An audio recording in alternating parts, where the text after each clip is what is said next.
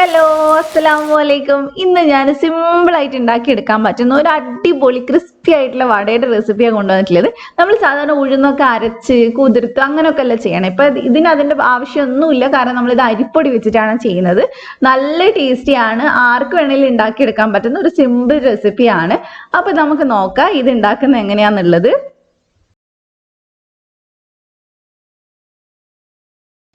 അപ്പൊ ആദ്യം തന്നെ ഞാനിവിടെ ഒരു ബൗളിനകത്തോട്ട് ഒരു കപ്പ് അരിപ്പൊടി ചേർക്കുന്നുണ്ട്. നമ്മൾ ഇടിയപ്പമൊക്കെ ഉണ്ടാക്കാൻ എടുക്കുന്ന തരിയില്ലാത്ത പൊടിയാണ്.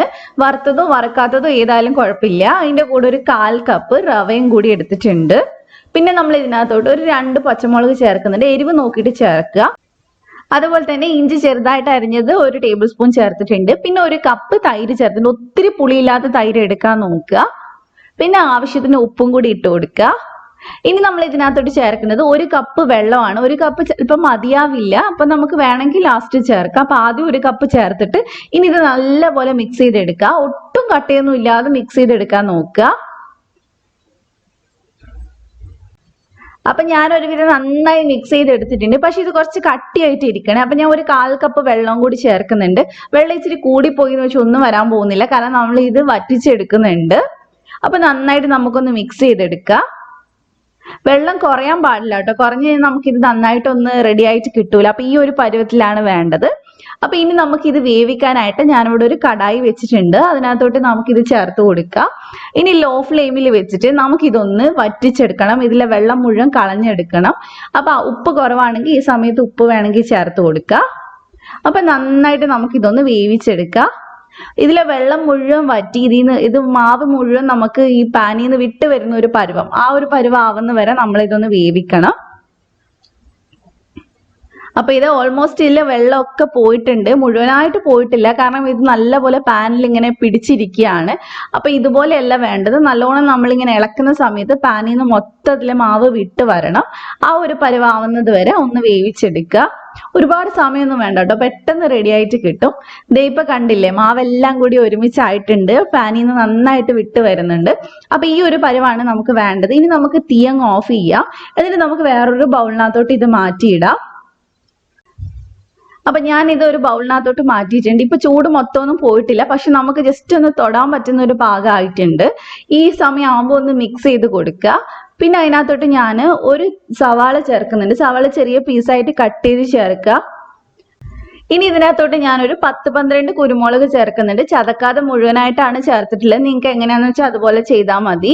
അതേപോലെ തന്നെ ഈ സമയത്ത് മല്ലിയില ഉണ്ടെങ്കിൽ ചേർത്ത് കൊടുക്കുക, കറിവേപ്പില ഉണ്ടെങ്കിൽ ചേർത്ത് കൊടുക്കുക. എന്തായാലും ചേർക്കാൻ നോക്കണുണ്ട്, അപ്പോഴാണ് കൂടുതൽ ടേസ്റ്റ് ഉണ്ടാവുക. എനിക്കത് ഇവിടെ കിട്ടാത്തതുകൊണ്ടാണ് ഞാൻ ചേർക്കാഞ്ഞത്. അപ്പൊ നന്നായിട്ട് മിക്സ് ചെയ്തെടുക്കുക. അപ്പൊ ഇത് നന്നായി മിക്സ് ചെയ്തെടുത്തിട്ടുണ്ട്. ഇനി ഇതിന്റെ ചൂട് മൊത്തമായിട്ട് പോകുന്ന വരെ നമുക്കൊന്ന് വെയിറ്റ് ചെയ്യാം. ഒരു 3-4 മിനിറ്റ് ഒന്ന് വെച്ചാൽ മതി. അപ്പൊ നല്ല ചൂടൊക്കെ മാറിയിട്ടുണ്ട്. ഇനി നമുക്ക് ഇത് ഉരുട്ടി തുടങ്ങാം. അപ്പൊ അതിനുവേണ്ടി കൈ നന്നായിട്ടൊന്ന് വെള്ളത്തിൽ മുക്കിയെടുക്കുക. എന്നിട്ട് ഇതുപോലെ ഒരു ഉരുള എടുക്കുക. വലുത് വേണമെങ്കിൽ വലുത് എടുക്കുക. അപ്പൊ വേവിക്കുമ്പോൾ കുറച്ച് സമയം എടുക്കുന്നേ ഉള്ളൂ. ഇതുപോലെ ഉരുട്ടി എടുക്കുക. അതിനുശേഷം ഈ 2 കൈയും വെച്ച് നമുക്കൊന്ന് ഉരുട്ടിയെടുക്കാം. 2 കൈയിൽ ചെയ്യുന്നുണ്ടെങ്കിൽ 2 കൈയും നനക്കണം, മറന്നു പോകരുത്. എന്നിട്ട് നമുക്ക് ഇതൊന്ന് ജസ്റ്റ് ഇതുപോലെ ഒന്ന് പ്രസ് ചെയ്ത് കൊടുക്കാം. ഒത്തിരി ഒന്നും പ്രസ് ചെയ്യണ്ട, ചെറുതായിട്ട് പ്രസ് ചെയ്താൽ മതി. എന്നിട്ട് നമ്മൾ ഏത് വിരൽ വെച്ചാണോ ഹോൾസ് ഉണ്ടാക്കുന്നത് ആ വിരലൊന്ന് വെള്ളത്തിൽ മുക്കിയിട്ട് ഇതേപോലെ ഹോൾ വെച്ച് കൊടുക്കുക. നമ്മൾ സാധാരണ വട ചെയ്യുന്ന സമയത്ത് എല്ലാവർക്കും ഒന്നും ഷേപ്പ് കിട്ടാറില്ല, പക്ഷെ ഇങ്ങനെ ചെയ്യുന്നതുകൊണ്ട് ഷേപ്പ് ഒക്കെ നല്ല അടിപൊളിയായിട്ട് കിട്ടും. നമുക്ക് ചെയ്തെടുക്കാൻ ഈസിയാണ്. അപ്പൊ അതേ ഇത്രയേ ഉള്ളൂ, റെഡി ആയിട്ടുണ്ട്. 2 സൈഡും ഷേപ്പ് ആക്കിയിട്ടുണ്ട്. ഇതേപോലെ തന്നെ നമുക്ക് മറ്റതും ചെയ്തെടുക്കുക. ഞാൻ ഇതിന് മുമ്പായിട്ട് വടേന്റെ റെസിപ്പി ഇട്ടിട്ടുണ്ടായിരുന്നു, കാരണം ഉപ്പ് ഉണ്ടാക്കിയിട്ടുള്ള ഒരു റെസിപ്പിയാണ് ഇട്ടിട്ടുണ്ടായിരുന്നത്. അന്ന് കുറെ പേർ എൻ്റെ അടുത്ത് റിക്വസ്റ്റ് ചെയ്തിട്ടുണ്ടായിരുന്നു. അപ്പൊ ഉപ്പ് തന്നെയാണ് വടേന്റെ റെസിപ്പി ഇട്ടിട്ടുള്ളത്.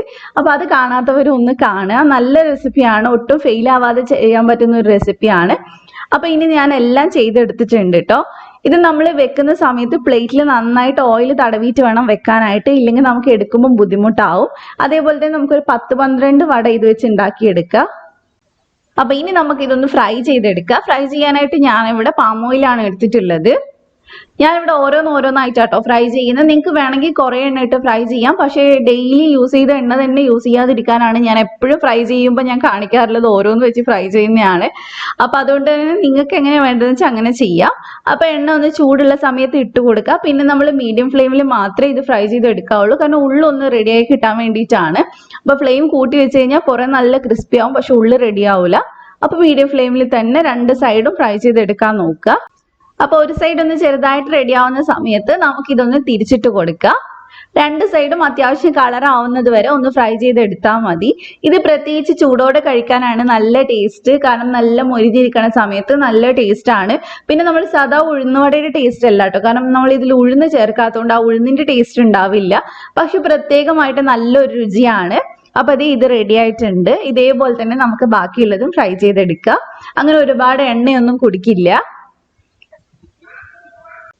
അപ്പൊ ഇത് ഇവിടെ റെഡി ആയിട്ടുണ്ട്. നമുക്കിത് എടുത്ത് മാറ്റാം. ഇനി ഞാൻ കാണിച്ചു തരാം ഇത് കട്ട് ചെയ്യുമ്പോൾ എങ്ങനെയാണ് ഉണ്ടാവുക എന്നുള്ളത്. അപ്പൊ എല്ലാവരും എന്തായാലും ഒരു തവണയെങ്കിലും ട്രൈ ചെയ്ത് നോക്കുക. സിമ്പിൾ അല്ലേ ഉണ്ടാക്കാനായിട്ട്.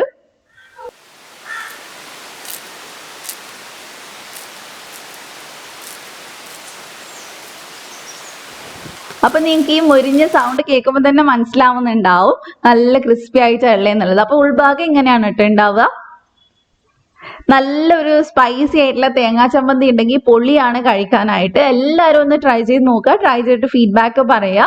അപ്പൊ നിങ്ങൾക്ക് റെസിപ്പി ഇഷ്ടമായിട്ടുണ്ടെങ്കിൽ ഒന്ന് ലൈക്ക് ചെയ്യുക, ഷെയർ ചെയ്യുക, സബ്സ്ക്രൈബ് ചെയ്യാതെ കാണുന്ന ആരെങ്കിലും ഉണ്ടെങ്കിൽ ഒന്ന് സബ്സ്ക്രൈബ് ചെയ്തിട്ട് ബെല്ല് ക്ലിക്ക് ചെയ്യുക. എന്നിട്ട് അതിൽ ഓൾ എന്നുള്ള ഓപ്ഷൻ ക്ലിക്ക് ചെയ്യുക. എന്നാൽ മാത്രമേ വീഡിയോസ് വരുമ്പോൾ നോട്ടിഫിക്കേഷൻ വരുള്ളൂ. അപ്പൊ ഇതുപോലെ നല്ല കിടുക്ക റെസിപ്പി ആയിട്ട് ഇൻഷാല്ല നാളെ നമുക്ക് വീണ്ടും കാണാം. Thank you for watching.